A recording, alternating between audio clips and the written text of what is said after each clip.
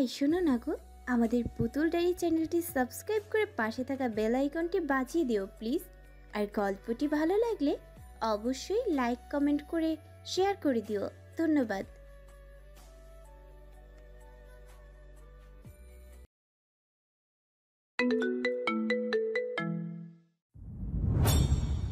না জানার ভান করে বলল রায়হান। হ্যাঁ স্যার, কিন্তু আপনি এখানে কি করে? আমার বাবার বন্ধুর মেয়ে আয়শা, তার মেহেন্দি ফাংশনে অ্যাটেন্ড করতে এসেছি। তুমি? হ্যাঁ, আয়েশা আপনি আমার ফুপির মেয়ে। ও, তো কেমন আছো? খুব ভালো। আপনি কেমন আছেন স্যার? আমিও ভালো। আর স্যার বলো না, আর এখন তো আমি তোমার স্যার নই। হ্যাঁ, এটা তো ঠিক। তাহলে কি বলে ডাকবো? ভাবুক গলায় বাচ্চাদের মতো ফেস করে বলল। তুমি আমাকে মিস্টার রায়হান বলে ডাকতে পারো। ওকে স্যার, মানে মিস্টার রায়হান। পারফেক্ট। আমি একটা কথা বলতে পারি মিস্টার রায়হান? আপনি খারাপভাবে নেবেন না প্লিজ। আমতা আমতা করে বলল রুমি। হ্যাঁ অবশ্যই, বলো। আসলে মিস্টার রায়হান, মানে স্কুল টাইমে আপনি আমার ক্রাশ ছিলেন। আস্তে করে কথাটি বলে হাওয়ার বেগে ছুটে পালালো রুমি। আর রায়হান হাঁ করে তাকিয়ে আছে। তৎপর মেয়েটার কথা বুঝে আসতে রায়হান ঠোঁট কামড়ে হাসে। যাক, বাচ্চাটার মনেও আছে, তার জন্য হালকা পাতলা অনুভূতি আছে। একা একা বসে আছে আয়শা, ঠোঁট উল্টে। অনেকক্ষণ ধরে আয়শার কোমরের কাছে চুলকাচ্ছে, কিন্তু বেচারির হাতে মেহেন্দি লাগানো, তাই চুলকাতেও পারছে না। আসিল ফারিয়ারও একই অবস্থা। আর রুমি, সে তো এক জায়গায় স্থির নেই। আর অন্য কোনো অচেনা মেয়েকে বলতেও আনিজি লাগছে। এরই মধ্যে কেউ আয়শার পেছনে এসে ঝুঁকে পড়ে বলল, এনি প্রবলেম? আয়শা পেছন ফিরে দেখলো আয়ান। এক আশার আলোয় দেখতে পেল আয়শা, হাসি ফুটিয়ে বলল, নানু, আম্মা বা রুমিকে একটু ডেকে দেবেন প্লিজ। কেন? আয়শা পাশে বসে সুকুচকে বলল আয়ান। আগে আপনি ডাকুন। না, আগে কান বলো। ইনোসেন্ট ফেস করে বলল আয়শা। আমি গল্প না তোমার এই কিউট ফেস দেখে। কোনো সমস্যা থাকলে আমায় বলো। ওরা সবাই যে যার কাজে ব্যস্ত, so you have no option. Ayesha হার মেনে নেওয়া ছাড়া কোনো উপায় দেখতে না পেয়ে আমতা আমতা করে বলল, আসলে আমার কোমরের কাছে ভীষণ ইচিং হচ্ছে তাই। ও, এই ব্যাপার। আয়ান আয়শার কাছে আরো সরে আসলো। তৎপর আয়শার চপ কোমর থেকে হালকা তুলে উন্মুক্ত কোমরে হাত রাখতে আয়শা কেঁপে উঠল। আয়ান আয়শাকে জিজ্ঞাসু কণ্ঠে কোমরে হাত রেখে বোঝায়, কোথায় হচ্ছে ইচিং। আয়শা কাপা কাপা কণ্ঠে বলে, ওখানে না, ডান দিকে। না না, নিচটায়। আয়ান কি করছেন? কাতু কুতু লাগছে তো। আয়ান আয়শার কোমরে হালকাভাবে নখ ঘষে আয়শার ইচিংনেস দূর করে দিয়ে আয়শার কোমরে জড়িয়ে ধরে নিজের সাথে আরো একটু কাছে টেনে নেয়।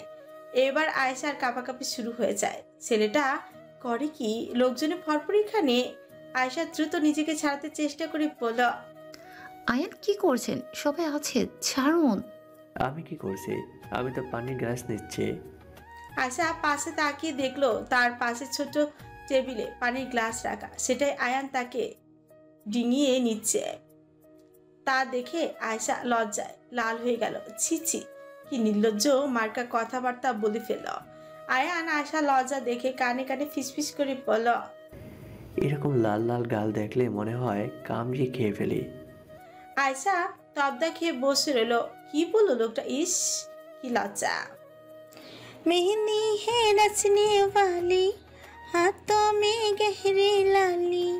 রুমির সাথে নানু, বড় মামি, ছোট মামি, ফারিয়া আর আয়শার কিছু কাজিন বোন সবাই মিলে এই গানে নাচ করছে। ফারিয়া আর আয়শার জন্য অবশ্য দুইজনের মাঝে আসিল বসে আছে। মনে হচ্ছে আজ তারও মেহেন্দি হচ্ছে। ফারিয়া, আয়শা আর আসিল অবাক ওদের ডান্স দেখে। তাদের নাচের মধ্যে হঠাৎ রেজওয়ান আর রাশিদ ঢুকে পড়ে আর ওদের মতো অভিনয় করে মেয়েদের মতোই নাচতে থাকে। আর সবাই হেসে উঠে ওদের নাচ দেখে। হাসি আর আনন্দের সাথে রাত 1টার দিকে মেহেন্দির প্রোগ্রাম শেষ হলো। এখন ঘড়িতে প্রায় 1:45। চোখের ঘুমের রেস্ট নিয়ে আসিল ফ্রেশ হয়ে বিছানা চিত হয়ে শুয়ে আছে। দুহাত চোখের সামনে তুলে ধরে রেখেছে। অত্যন্ত লাল হয়েছে তার হাতের মেহেন্দি। আসিল মনে মনেই ভাবে। লোকে বলে মেহেন্দি যত বেশি লাল হবে তার জীবনসঙ্গী নাকি তাকে তত বেশি ভালোবাসবে। তাহলে কি ফরহাদ? পুরোটা ভাবার পূর্বে ফারহাদ এসে আসিলের দু হাতের বিছানার সাথে চেপে ধরে। আসিলের মুখের সামনে ঝুঁকে পড়ে। আসিল চমকে উঠল। হাজার ঘুমের রেশ যুক্ত চোখ নিয়ে বড় বড় করে তাকিয়ে ফারহাদের পানে প্রিয় নাচে প্রশ্ন করে ফারহাদ। কি ভাবছিলে হাতের দিকে তাকিয়ে? মেহেন্দি লাল হয়েছে বলে বর ভালোবাসে? পাথরের বুকে ফুল ফোটে না, তা আমি জানি। ঘুমে নিভু নিভু কণ্ঠে বলে আসিলের কথায় ফারহাদ হাসল বিদ্রুপ হাসি। পাথর? সত্যি কি তার হৃদয় বলতে কিচ্ছু নেই? কি জানি, নিজের মনে চেপে রাখলো কথাটি। আসিলের কথায় ঘোর কাটে ফারহাদের। আসিল বলে, আপনি পিয়ানো বাজাতে পারেন? পারি। অনেক অনেক আগে বাজাতাম, এখন আর না। আপনার চোখের পাপড়িগুলো এত বড় কেন, মেয়েদের মতো? ঘুমের রেশ যুক্ত অবস্থায় আসিল কি বলছে সে নিজেও জানে না। ফারহাদ আসিলের অবস্থা বুঝতে পেরে ক্ষীণ হাসে। মেয়েটা কি বলে? ফারহাদ তার নাক আসিলের গালে ঘষতে ঘষতে বলে, আমি জানি না, তোমার পছন্দ? ভীষণ হিংসে হয়। মনে হয় আপনার পাপড়িগুলো খুলে আমার চোখে বসেনি। জানেন ছেলেদের বেশি সুন্দর হতে নেই, আল্লাহ গুনাহ দেয়। তাই নাকি? আমি এমনই গুনাহগার, কিন্তু সুন্দর হওয়ার জন্য গুনাহ, এটা আমি প্রথম শুনলাম। আজ সব মেয়েগুলো আপনাকে চোখে গিলে খাচ্ছিল। আচ্ছা, তুমি জেলাস? প্রথমে জেলাস ফিল করছিলাম, তারপর মনে পড়লো আপনি তো আমারই। আচ্ছা, একটা প্রশ্ন করব? ফারহাদ দীর্ঘশ্বাস ফেলে বলল, করো। ফারহাদ ঠিক করেছিল আসিলকে একটু রোমান্টিক টর্চার করবে, কিন্তু মেয়েটার ঘুমের রেশে কিউট কথা শুনতে ফারহাদের ভালো লাগছে। আসিলের চিবুকে গভীর ঠোঁটে স্পর্শ করতেই লাগলো ফারহাদ। আসিল ফ্রুকুচকে ফেলল, মুখ থেকে অস্পষ্ট স্বরে বের হলো, তৎপর গভীর নিঃশ্বাস ফেলে বলল, আপনার ভ্রু কাটলো কিভাবে? ছোটবেলায় সিঁড়ি থেকে পা পিছলে পড়ে গিয়ে কেটে গেছে। খুব ব্যথা পেয়েছিলেন তাই না? কান্না করেছিলেন? হয়তো, আবার হয়তো না। শেষ কবে কান্না করেছিলেন আপনি? ফারহাদ আর উত্তর দিল না, হয়তো দিতে চাইল না। আসিলের ঠোঁট দখল করে নিল আবেশে। আসিল চোখ বন্ধই করে নেয়। ফারহাদ আসিলের কোমরের কাছে কাপড় সরিয়ে কোমর চেপে ধরে। আসিলের নরম ঠোঁট জোড়া চকলেটের মতো তৃপ্তি নিয়ে কিস করছে।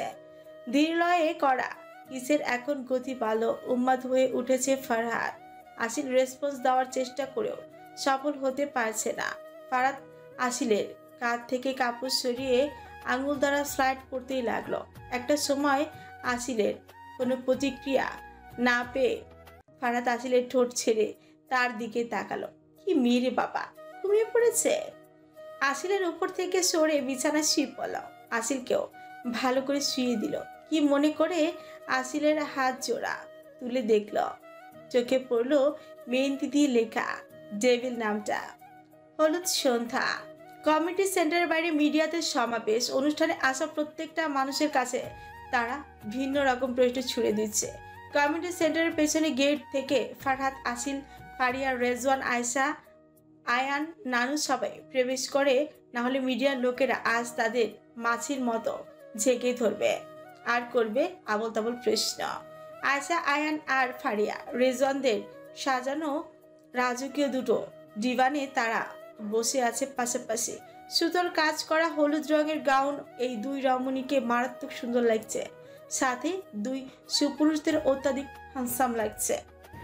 আজকে বিয়েটা করে নিই। আয়নের এহেন কথা আশা ফ্রু কুচকে বলল, কি বলছেন আপনি? বিশ্বাস করো আশু, আজ তোমায় এত সুন্দর লাগছে, মন চাইছে সবার চোখের আড়াল থেকে তোমায় নিয়ে পালিয়ে যায়। লজ্জা পাচ্ছি তো। আয়শা এক হাত দিয়ে মুখ ঢেকে অন্য দিকে তাকিয়ে বলল কথাটি। আয়ান শরীর কাঁপিয়ে শব্দহীন হাসল। উফ, তার মায়াবিনী লজ্জা রানী। কালকে সারপ্রাইজের জন্য ধন্যবাদ তোমাকে। ফারিয়া কথা শুনে রেজনের কিছুক্ষণ তাকিয়ে রইল, তৎপর অবাক হয়ে জিজ্ঞেস করলো, কি বললে? আবার বলো। কালকে সারপ্রাইজের জন্য ধন্যবাদ। না, এটার পরে কি বললে? তোমাকে। তুমি আমায় তুমি করে বললে? ফারিয়া এবার রেজওয়ানের অবাক হওয়ার কারণ বুঝতে পারলো। ঠোঁট কামড়ে লাজুক হেসে ফারিয়া বলল, কেন ভুল করলাম তুমি বললে? না, একদম ভুল করনি। বলে টুকুস করে ফারিয়ার গালে চুমু দিয়ে সরে আসে। ফারিয়া মুখা করে একবার সবার দিকে তাকিয়ে দেখলো, না কেউ দেখেনি। উফ, বাঁচা গেল। এরই মধ্যে কোথা থেকে সুর টেনে কেউ একজন বলল, দেখে ফেলেছি। ফারিয়া আর রেজন সামনে তাকাতে দেখলো রুমি কোমরে হাত রেখে মিটি মিটি হাসছে। ফারিয়া গরম চোখে রেজনের দিকে তাকালো। রেজন নার্ভাস হাসি দিয়ে রুমির দিকে তাকিয়ে বলল, রুমি, যা দেখেছো ভুলে যাও। রুমি নিজের চোখের সামনে হাত রেখে বলল, আমি তো কিছুই দেখিনি। বলে চলে যেতে গেলে সজোরে কারোর সাথে ধাক্কাকে পড়ে যেতে নিলে মানুষটা কোমর জড়িয়ে ধরে তাকে আটকায়। পড়ে যাওয়ার ভয়ে রুমি মানুষটির গলা জড়িয়ে ধরে। তার দিকে তাকাতেই দেখলো এটা তো তার ক্র্যাশ বয় রায়হান। দেখে হাঁটতে পারো না, বাচ্চা মেয়ে। আমি মোটেই বাচ্চা না, এটা তো ভুল করে। থাক থাক, আর অ্যাপ্লিকেশন দিতে হবে না। আর কাল কি বলে পালিয়ে গিয়েছিলে? হে রে রুমি, ধরা খেলে। ধ্যাত বাবা, এবার কি বলবো? ভাগ রুমি ভাগ। রুমি দৌড়াতে গেলে রায়হান তার কবজি টেনে আড়ালে দেয়ালের সঙ্গে চেপে ধরে বলল, পালাইতে চাইছো? সেটা তো আর হবে না। কেন? কারণ তুমি ফেসেছ, নিজেই ধরা দিয়েছ এই পিঞ্জরে। বুঝলাম না তো। ঠোঁট উল্টে বাচ্চাদের মতো করে বলল রুমি। বেশি বুঝতে হবে না, get ready for mine. Rumi হাতের উল্টো পিছে ঠোঁট ছোয়ালো রায়হান। রুমি কেঁপে উঠল। এই কোন অনুভূতির সাগরে ডুবে যাচ্ছে সে। না চাইতেও ঠোঁটের কোণে হালকা হাসি রেখা সৃষ্টি হলো। হলুদের বাটি নিয়ে একা একা আপন মনে হেঁটে আসছে আসেল। হঠাৎ কেউ তার হাত টেনে ধরে রুমের মধ্যেই নিয়ে আসে। আসিল ভয় পেয়ে চিল্লাতে গেলে কেউ তার মুখ চেপে দেয়ালের সঙ্গে চেপে ধরে। শু, ডোন্ট শাউট।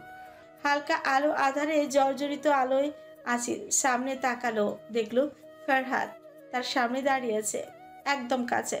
ফারহাদের গরম নিঃশ্বাস আসিলের চোখে মুখে কপালে আছড়ে পড়ছে।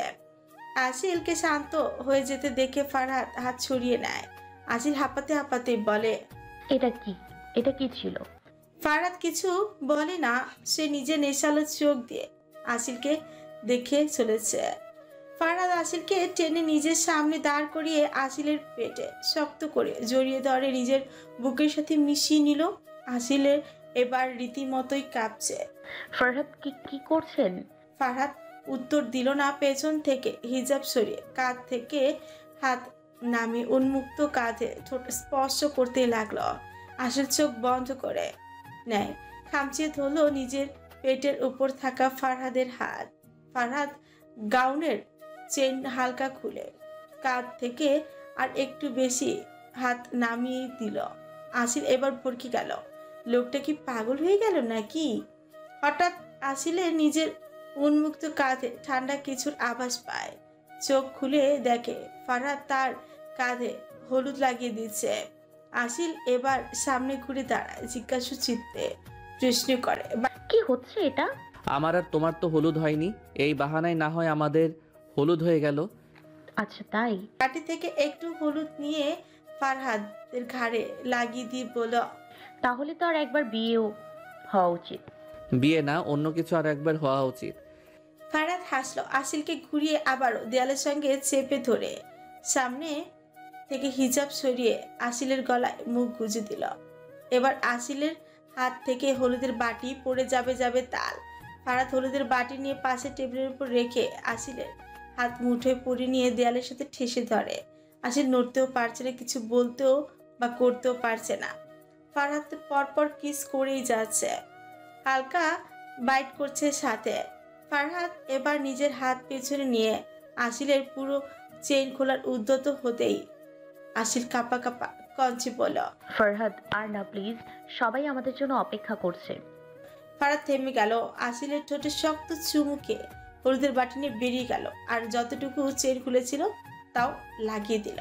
খুব কষ্টে নিজেকে আটকে রেখেছে। এই মুহূর্তে আরও থাকলে আজ বোনের হলুদ ফাংশন অ্যাটেন্ড করতে হবে না। এদিকে আসিল হিজাব ঠিক করতে করতে ফারহাদের অসময় রোমান্টিক অ্যাকশনের গোষ্ঠী উদ্ধারই করছে। বধূ বেশে কন্যা যখন এলো রে, যেন খুশির বন্যা বয়ে গেল রে। বধূ বেশে কন্যা যখন এলো রে, যেন খুশির বন্যা বয়ে গেল রে। স্টোনের কারুকাজ করা সাদা লং গাউন, মাথার উপর সুন্দর করে সেট করা লাল দোপাট্টা, সিম্পল মেকআপ আর মুখে এক চিলতে হাসি নিয়ে ফারিয়া তার দাদার সামনে ফারহাদ এর হাত ধরে এগিয়ে আসছে স্টেজের দিকে। আজ ফারহাদ ব্ল্যাক সুতোর কারুকাজ করা শেরওয়ানি পরেছে, সাথে অ্যাঙ্কেল লেন্থ প্যান্ট, লোফার শু, হাতে ব্র্যান্ডেড ওয়াচ। চুলগুলো সুন্দর করে সেট করা, কিন্তু তারপরেও কিছু চুল কপালে এসে পড়েছে, যার ফলে ফারহাদকে আরো বেশি অ্যাট্রাকটিভ লাগছে। হালকা ঘিয়ে রঙের সারারার সাথে মাথা সুন্দর করে সেট করা লাল দোপাট্টা, মুখে হালকা মেকআপ আর লজ্জায় মাথা নিচু করে মিস্টার সৈয়দের হাত ধরে এগিয়ে আসছে আয়েশা। মনের মধ্যে উথাল পাথাল ঢেউয়ের মতো অনুভূতিরা নিজেদের অস্তিত্ব জানান দিচ্ছে। মিস্টার সৈয়দ আয়েশা আর ফারহাদ ফারিয়াকে হেঁটে আসতে দেখে দুই পাশে চেয়ারে বসা মানুষেরা দাঁড়িয়ে পড়ল, সাথে স্টেজে থাকা আয়ান আর রেজওয়ানও। ফারিয়াকে দেখার পর রেজওয়ান নিজের বুকের বাঁ পাশে হাত রেখে পড়ে যাওয়ার ভান করতে পেছন থেকে রায়হান আর রাশেদ তাকে ধরে ফেলে। তা দেখে আশেপাশে লোকজন মিটিমিটি হাসে। এদিকে গানের তালে তালে আয়ানেরও হার্ট গো অন হয়ে যাচ্ছে। আয়েশাকে দেখার পর তার হার্টবিট মিস হবার তাল। ভালোবাসার মানুষকে নিজের করে পাওয়ার অনুভূতি প্রকাশের আহ্বান জানাতেই চোখের কোণে হালকা নোনা জল জমাট বাঁধে। একটা অশান্ত নিঃশ্বাস বলে দেয় এগিয়ে আসা রমণী একান্তই তার সুচিতার। ফারহাদ স্টেজের দিকে এগিয়ে এসে ফারিয়া হাত রিজনের হাতে তুলে দেয়। ফারহাদ স্টেজের দিকে এগিয়ে এসে ফারিয়ার হাত রেজওয়ানের হাতে তুলে দেয় আর বোনের মাথার উপর হাত রেখে রেজওয়ানের উদ্দেশ্যেই বলে, handing over my precious well to you. ফুলের টোকা পর্যন্ত যেন না লাগে ওর গায়ে। কথাটা খুবই শান্ত ভঙ্গিতে বললেও রেজওয়ানের কাছে কথাটি হুমকি মনে হয়। রেজওয়ান নার্ভাস হাসি ফুটিয়ে তোলার চেষ্টা করে ফারিয়ার দিকে তাকিয়ে বলল, I will support her with my all. Mister সৈয়দও আয়েশার হাত আয়ানের হাতেই তুলে দেয়। সঙ্গে সঙ্গে আয়েশা ফুপিয়ে কেঁদে ওঠে। এইদিকে নিজের ভালোবাসার মানুষকে বৈধভাবে পাওয়ার অনুভূতি, আবারও অন্যদিকে মা বাবার নামক মানুষগুলো থেকে দূরে চলে যাওয়ার কষ্ট। আয়েশার কান্না দেখে মিস্টার সৈয়দ আর মিসেস সৈয়দের চোখেও জল এলো। মেয়ের কপালে চুমু দিয়ে মিস্টার সৈয়দ বলে, কাঁদিস না মা, জীবনে অনেক সুখী হও। আয়নের দিকে তাকিয়ে আবার বলল, আমার একটাই মেয়ে, অনেক যত্নের সঙ্গে মেয়েটাকে বড় করেছি, কষ্টের সাথে কোনোদিন পরিচয় করাইনি তাকে। তুমি ভালোবাসার সাথে আমার মেয়েকে আগলিয়ে রেখো। খুব বিশ্বাসের সাথে তোমার হাতে তুলে দিচ্ছি আমার মেয়েকে। আয়ান মুচকি হেসে আশ্বাস দিয়ে বলে, আপনারই বিশ্বাস আমি কোনোদিন ভাঙবো না আব্বু। তৎপর বেলি ফুল গাঁথা পর্দার আড়ালে বসানো হয় দুই কপোতে। শুরু হলো বিয়ে পড়ানো। রেজন আর আয়ান খুব সহজেই কবুল বলে দিলেও ফারিয়া আর আয়েশা দুজনই কবুল বলতে গিয়ে চোখের পানি নাকের পানি এক করে ফেলেছে। এক সময় গিয়ে তারা কবুল বলে রেজন আর আয়ান স্বস্তি নিঃশ্বাস ফেলে। সবাই একসাথে আলহামদুলিল্লাহ বলে উঠে। তারপর সবাই হাত তুলে মোনাজাত শুরু করে। নতুন অধ্যায় যুক্ত সম্পর্কের জন্য সবাই দোয়া করে। মোনাজাতের পরে রেজন আর আয়ান দুজনে ফুলের পর্দা সরিয়ে এগিয়ে যায় তাদের সদ্য বিবাহিত বউদের দিকে। মুখের সামনে থেকে ঘোমটা সরিয়ে কপালে চুমু খায় দুজনেই। আর এইদিকে আয়েশা আর ফারিয়া লজ্জায় লাল নীল হলুদ সবুজ সব হতে থাকে। রুমি মুগ্ধ নয়নে তাকিয়ে থাকে তাদের দিকে। নিচে স্বপ্ন বুনতে থাকে তার জীবন সাথীকে নিয়ে। এই ভাবনা চিন্তার মাঝে পেছন থেকে কেউ রুমির কানের কাছে ফিসফিস করে বলল, কুছ কুছ হোতা হে। রুমি ছট করে পিছন ফিরে তাকাতে লজ্জায় আড়ষ্ট হয়ে গেল। মনে পড়লো কাল রাতে রায়হানের দেওয়া সেই ঠোঁটের ছোঁয়ার কথা। নিজের চোখ সরিয়ে নেয়। বুকের মধ্যে কেমন ধুকপুক করছে তার। কিশোরী বয়সের চঞ্চল হৃদয় কেমন লাগাম ছাড়া হয়ে উড়ে বেড়াচ্ছে। এরই মাঝে রায়হান রুমির দিকে আরো একটু এগিয়ে এসে বলল, কি হলো, মনের মধ্যে সামথিং সামথিং? নাথিং। সত্যি নাথিং? হুম। সত্যি? আরো একটু এগিয়ে এসে এই আপনার সমস্যাটা কি? হ্যাঁ, বলেন তো। এভাবে এগিয়ে আসছেন কেন? আর বলছি তো আমার কিছুই হচ্ছে না।